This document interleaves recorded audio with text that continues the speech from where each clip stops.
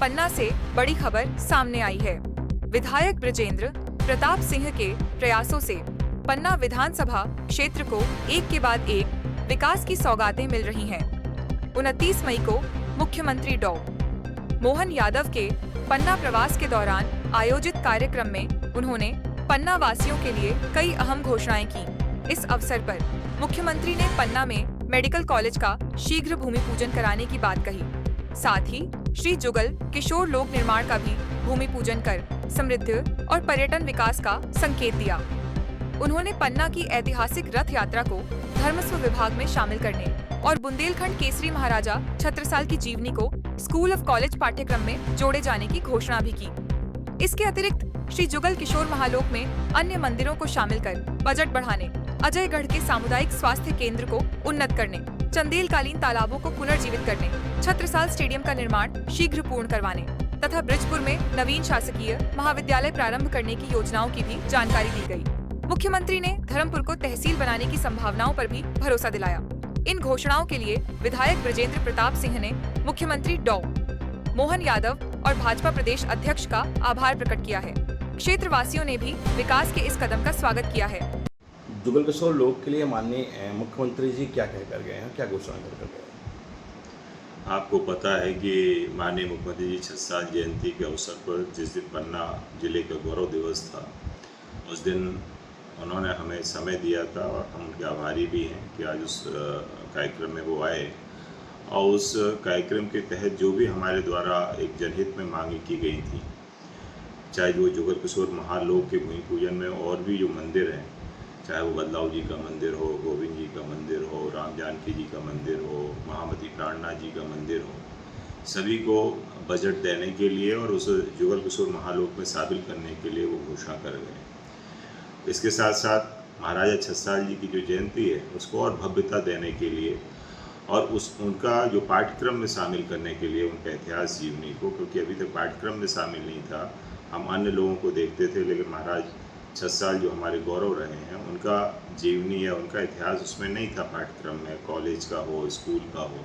उसमें भी उन्होंने घोषणा की है कि हम उनको शामिल करेंगे और उनको भव्यता प्रदान करने के लिए हम इसको सांस्कृतिक और पर्यटन विभाग के कार्यक्रम में इसको लेंगे। आज इसके साथ साथ और भी हमारे जो धार्मिक कार्यक्रम हैं, चाहे वो हलचट हो, हमारी जन्माष्टमी हो, चाहे हमारी जगन्नाथ जी की यात्रा हो, इन सबको एक हमारे मध्य प्रदेश के कैलेंडर में, चाहे वो धार्मिक न्यास विभाग हो या सांस्कृतिक विभाग हो, उसमें शामिल करने के लिए और बड़े उत्सव के साथ उसको मनाने के लिए वो घोषणा कर गए हैं।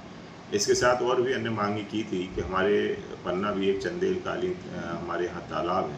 तालाबों की नगरी है, मंदिरों के अलावा तालाब में भी काम करने की ज़रूरत है। तो हमारे पन्ना और अजयगढ़ के जो भी चंदेलकालीन प्राचीन तालाब हैं उसमें भी वो घोषणा कर गए हैं कि उनका हम जीर्णोद्धार भी करेंगे, उनको पुनर्जीवित करेंगे। आपको पता है कि हमारा पन्ना जो हमारा अजयगढ़ क्षेत्र है पन्ना में, वहाँ पे हमारा एक बहुत पुराना अस्पताल चला आ रहा था, हमारा सामुदायिक स्वास्थ्य केंद्र, उसका भी उन्नयन के लिए वो बोल गए कि इसको अब सिविल हॉस्पिटल हम बनाएंगे। हमारे स्टेट टाइम की एक तहसील थी जो ब्रिजपुर में चलती थी, हमारे खुद ग्रैंडफादर वहाँ पे तहसीलदार रहे हैं, लेकिन वो बीच में ख़त्म हो गई और नायब तहसीलदार वहाँ पदस्थ थे, लेकिन तहसील नहीं है। वो एक बड़ा प्रपोजल हमारा जो राज्य पुनर्गठन आयोग चल रहा है उसमें उसका प्रपोजल भी जिले से शासन को गया। 50 किलोमीटर दूर से यहाँ पे लोग बाग बच्चे आते थे, जिसमें उनका धन भी है, श्रम भी है, उनका समय भी बर्बाद होता था।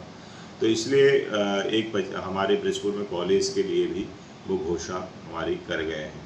आज आपको पता है कि निरंतर विकास को लेके आज हमारी सरकार काम कर रही है